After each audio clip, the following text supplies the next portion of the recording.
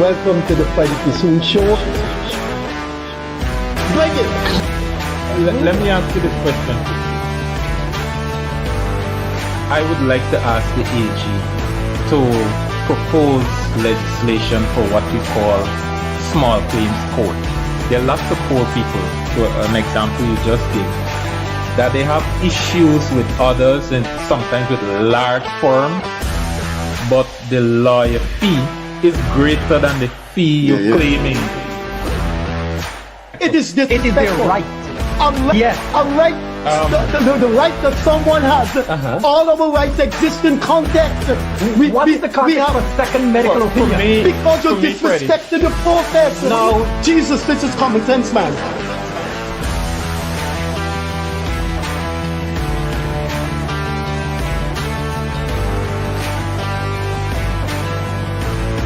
Any situation which you seem to do, you're just dealing with Afro-Guyanese issues. If one, you can't bring and pull the leaders of the African community together, you're failing.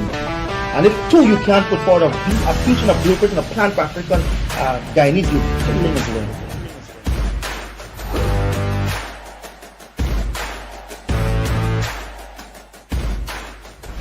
Pleasant Wednesday evening to you. We're in a sports bar and restaurant, the latest in Georgetown, named Yoga Bonito. It's Portuguese words. It's the sports bar and restaurant owned by a very famous political name in Guyana. He moved from Drury Lane to Charlotte and Arnold Street. You can't miss it. Very, very bright pumpkin building. It's named Yoga Bonito, and the owner is politician, political activist, political commentator, podcast guy, Kian Jabour. Kian Jabour, where did I get Kian from? Sitting next to Kian Jabour is Dr. Mark France. Both of them were big wigs in ANUG, in the formation and the continuation of ANUG. We're going to ask both of them this evening, what has become of ANUG?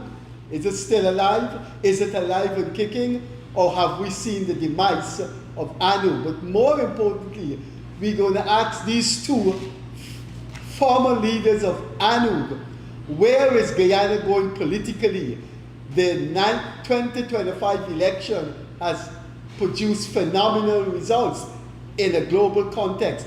So we'd like to hear what they have to say about the PNC, ANUG, WIN, the PPP, and where we're going. Next to me, of course, is my co-host, Leonard.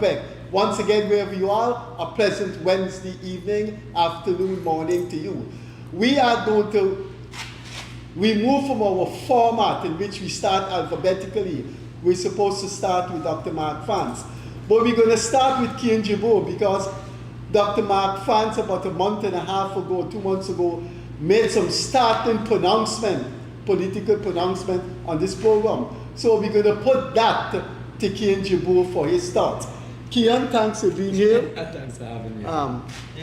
I wonder if our viewers could see the bar and see. This is Yoga Bonito. So you have to, Leonard Craig and I will surely have to patronize Yoga Bonito. So is Dr. Mark France, so are operators. Kian, Dr. France said in our program that in submerging ANUG with WIN during the campaign, Hamburg was placed in his way when he was in his own Amerindian village. He was restricted in what he could say, what he could do. Then when the election was over, they submitted ANUG's name to go to Parliament. And the name that was chosen by WIN. Is that proper, principle, ethical in our politics? I think I need to start by stating that I had no participation in the merging of WIN and ANUG. By that time, I had already taken a step back from the executive. I was not participating in anything to do with ANUG. I was more on an independent commentary, if you will. With that said, I think it's important to understand politics in general. I think this is what a lot of people that are not involved might not understand. Everybody has to have a unified message. Everybody has to be on the same page. Everybody has to be a team player in order for your organization to progress. And sometimes in politics, there has to be not rules and restrictions, but there has to be a strategy going forward that everybody is on board with. So whether it be PPP, PNC, WIN, ANUG, AFC, it doesn't matter, VPAC, the reality is everyone has to make sure that the message that's being crafted suits the agenda of the party, all right? And when we sit down here and worry about, oh, you're not supposed to say this here, or maybe you shouldn't use this kind of commentary or bring up these issues or speak about this topic, that's understandable because, again, wherever you are, a strategy has been put in place, and there sometimes are larger pictures that are at play, a larger strategy at play, and people have to understand that that's what politics is. Just like business, just like crafting a message for your business, marketing your business. You won't go around speaking about every last detail or maybe things that might make your business look bad.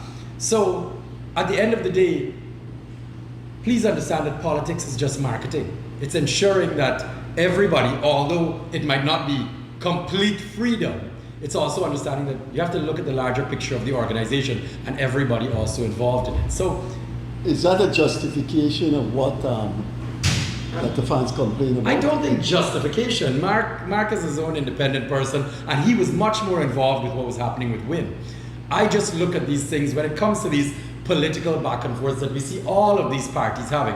Let's be honest. Even PPP, we see it all the time. But what PPP does best, and I must admit, PPP ensures that their issues are kept wrapped up and behind closed doors. My problem with politicians speaking out on these things is understanding that it only ends up doing more damage, and that's what PPP themselves are doing well with. And again, when it comes to organizations, businesses, any sort of collection of people, if you think that you're just going to go out there and speak on everything, and I'm an open book and I'm just going to say everything, I'm sorry, you're going to probably cause more issues than you're going to fix. Again, there will always be issues within these organizations. That doesn't mean it needs to be for public consumption.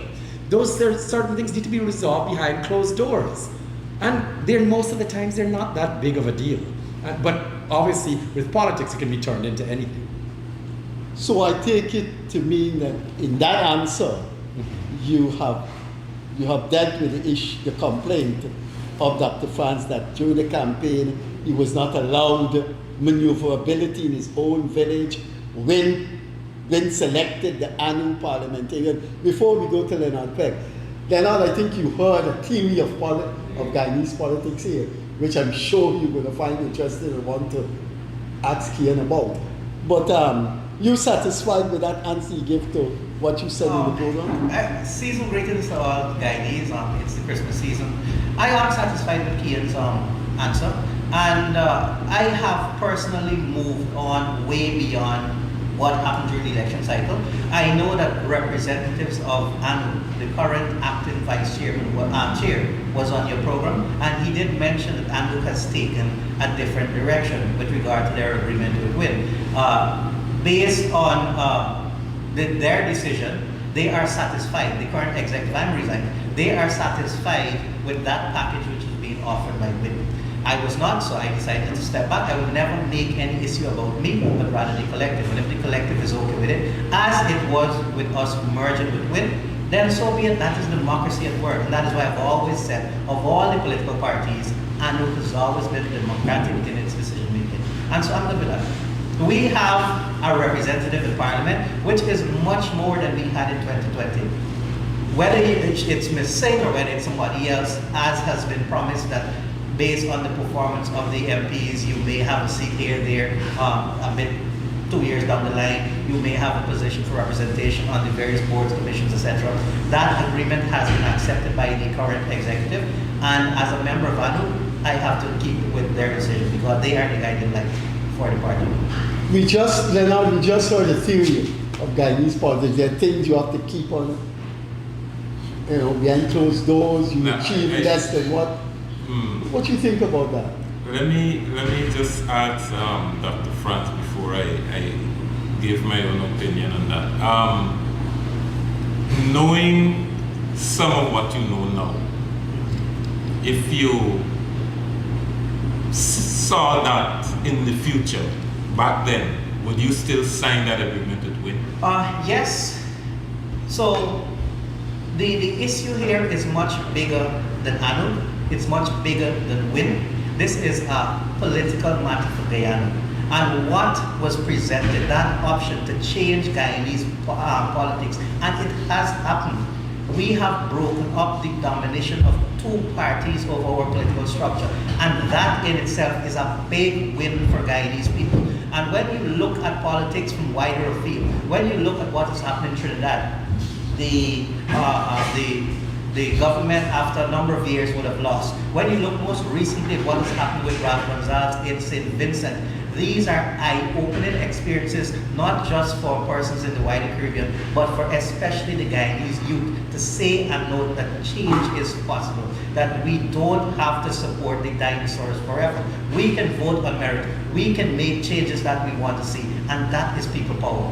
That which has happened with WIN in 3 months is people power, and it's something for the Guyanese electorate and our leaders to take going forward. That is the bigger picture. So, in your opinion, has ANUG receded because of being part of WIN? Yes, because now you see, I had the pleasure of going up to the Berbice River last Monday and spent a couple of days there.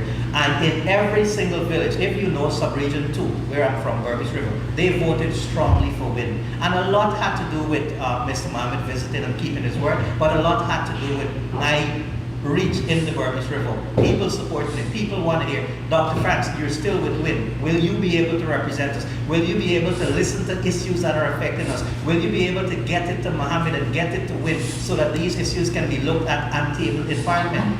So, ANUG, because I had conversations with some of the Toshouts and they were like, you know, we don't hear anything about ANUG, we don't see her doing anything much, but we know the blue team is there. We know Azzurdin is there. So yes, ANUG, by virtue of having merged and signed onto this collaborative agreement with WIN, may have taken a back seat and don't have as much prominence as it had before, and much more so with the loss of Timothy Jonas, who was resigned, Ralph Rampton, who was resigned now at the Sagar, Tinusti, the other persons. Kian Even Jabour. Kian taking a back seat. Kian has not left ANUG. Kian was one of the persons I had personal conversations with. Hey, this is where we're looking to go. These are negotiations that we're having, but he was not formally involved in anything. Myself and Kian, we are no longer in the exec. He from the last election 1 year ago. Myself because I resigned 1 month ago. But I can speak for myself, and I think I can speak for Kian in that we're for third parties. We're for ANUG, which is our third party that we're still a member. And the executive that is in place right now, they're trying to regroup. They're trying to get members on board for a better functioning executive and to see how best we can work with what we have. That one seat in Parliament. Do you think ANUG can separate itself and be independent sometime in the future? Most certainly that is a possibility. But right now, because we are working with the one You're seat, not interested in that right now? it may not serve our best interest, especially with an election around the corner in terms of local government. It may not be the most viable option for ANUG to go it alone. Whether or not they team up with WIN or some other organization, that is for the membership, but more so the executive make that decision. But I can foresee them probably looking to work with other movements. Financing, personnel, human resources, these are issues that most, if not all, small parties face. We are one of the few, if not the only, that has, other than the URP, which is now teamed up with the PPP, that has been able to survive from 2020 to now. Leonard Schuman's party never existed, never had an internal election. They never had any change. All of the other parties that took part in 2020, they're no longer here. The OVP, I saw your friend was on your show. That is one of the parties that have always been there, but they've never been on the scale, even for ANUG, even though they have someone to run groundwork. So it is difficult, and we're looking at probably elections June or later in the year next year for local government. It will be very hard for ANUG to go it alone, if not individuals from ANUG going as independent candidates. as I did at the last local government election, albeit with huge success. All right. I got The theory of Kian Jabour. I got a follow up to that. Let's bring in Kian Jabour now. Yeah, surely. But the same question to both gentlemen, but Dr. France, I'd be happy to hear your view on it. You have teamed up with WIN, you've gone through an election, you have a result. You had some complaints, but one of the complaints I was able to sift out is that decisions taken by WIN, leader of WIN, is not democratic. And they seem not to be doing a good job at consulting, for example, consulting with the PNC or APNU and so on. What is your thoughts on that? WIN is a baby, and its political leader is probably not born as yet, if you're looking on the political Still stage. an embryo. It's still in the embryonic stage. So for him to be versed in political matters, especially if you're not well read in aspects of politics, in aspects of sociology, in aspects of general world affairs, which we know Azzurdin Mohamed is not. He does have a team of persons who are around giving him advice. Whether or not it's sufficient, that is to be seen. What we have seen, and I believe, and I have said personally to us, is that you should get better advisors around you. A lot of the noise and the hubris that is being made is not serving WIN in terms of a positive way. Yes, you have the people on board, especially the poor people in Guyana. Do you still have a relationship with Azzurdin? Yes, I have Azzurdin's contact. I can contact him anytime. We did not fall out as a That doesn't answer the question. That's it. right? Because you have a relationship. That relationship has not changed in terms of when it's better or not. Maybe if I go and call him now and he doesn't answer, then the relationship is changed. But yes, I am still part of ANUG and we're still working with WIN, even though from the background. Now, when I mention collaborating, especially with the opposition, but even so with the government, because you're looking after people and their priorities. And if it means that something good is being done for the people of Guyana, then you should have no qualms in working with even the government. What we have seen is a lot of personal vendetta between leaders in the PPP, starting from His Excellency, the Vice President, and I saw a lot of the AG being called out, and the actual leader of WIN. What has been the cause or the root of that enmity? They need to trash it out, because the bigger picture is much more than President Irfanali, is much more than Bar Jadio, it's much more than Anandla, and of course it's much more than Azzurdin Mohamed. Now, we have a perfect opportunity here to, as I said, change how politics is done and run in Guyana. And it means you must have a formidable opposition. Okay, that means you have to work with the APNU AFC, or the APNU that is left now, and whichever other groupings, leaders of civil society, or person who has some say or some following in Guyanese matters and Guyanese politics. We have to work that way. Kian, so while you satisfied with your membership in WIN and what you hope to achieve by your membership in WIN, not with ANUG. Okay. Why are you still with ANUG? Yeah, that's a good question actually. Why am I still with ANUG? I was one of the founders of ANUG, and if there's one thing that I've learned in politics is that things change and you can't always predict the outcome, and be adaptable. Right now I'm part of ANUG because I haven't found any other organization yet that I see with the full democratic process that I trust, with the membership that I trust. And at this point in time, I like to make sure that, you know, all my commentary that I make isn't just based on, you know, self-interest. There's organizations out there that I can lend my support to. And at this point in time, I still do trust ANUG. There are partnerships with other political parties I will reserve my comment for, but it is what it is at the moment, and I will try to help where I can. But you don't think you should level with the Guyanese people? You're a well-known name in politics. People know you. You're a founding member of ANUG. You don't think you should? We're always looking. Politicians, the anti-government media, critics of government are always looking to snatch their skeletons out of the cupboards. Why should those who criticize the government close the door on the closet door on those skeletons? Well, I'm sorry, Freddie. I'm not sure what you're talking about. What I'm not leveling with. What skeletons are we referring to? Well, I ain't got no skeleton. I'm not participating. No, I'm talking about ANUG. I'm talking about ANUG and WIN. It's in black and white. This gentleman to your left was on the program and spoke about very unprincipled things that were done not within WIN. A party is a homogeneous entity. But when you coalesce, then you have to restrict your own authority because you're in a coalition. People have said, and there's the authority right there.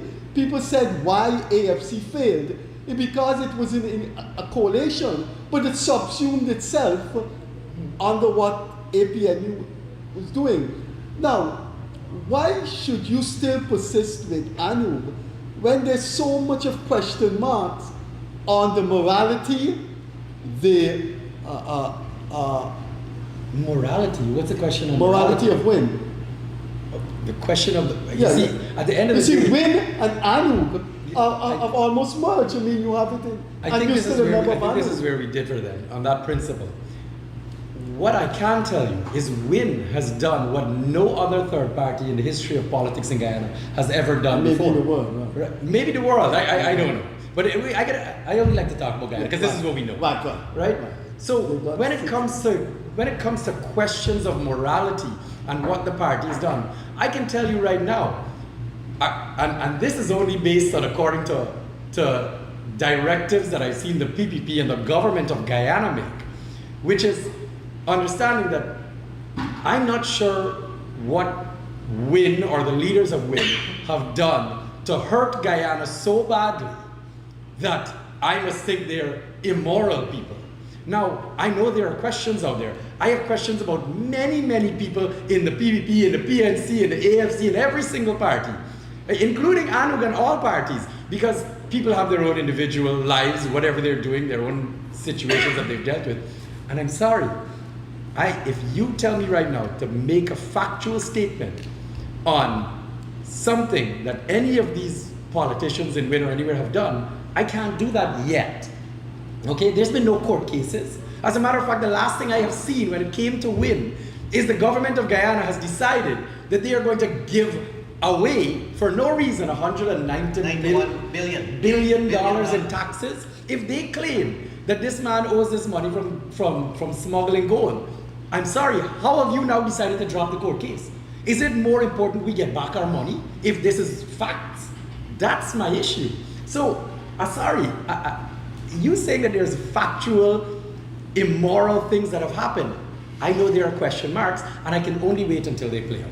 I can't make a decision now based on somebody's opinion. But before we go to that, Freddie, just allow me to jump in. Yeah, I want to ask you about facts of PPP's wrongdoing. You don't have facts of WIN's wrongdoing. After Leonard, you could tell me what what facts you have on the PPP government wrongdoing. All right, let me just jump in to clarify something. Problem. Removing, and I'm not a lawyer or anything, but I think I have an understanding of the issue. Removing the criminal case, even if the government went to court and won the criminal case, it doesn't get back its money. It's like somebody go down the road, they steal money from the neighbor, they go to court and the judge sentenced them to 6 months in prison. That's it. That's the end of the matter. You don't get back your money. You see, Leonard, you're twisting facts though, because that's not the reality. Because that's not how GRA works. No. Hold on.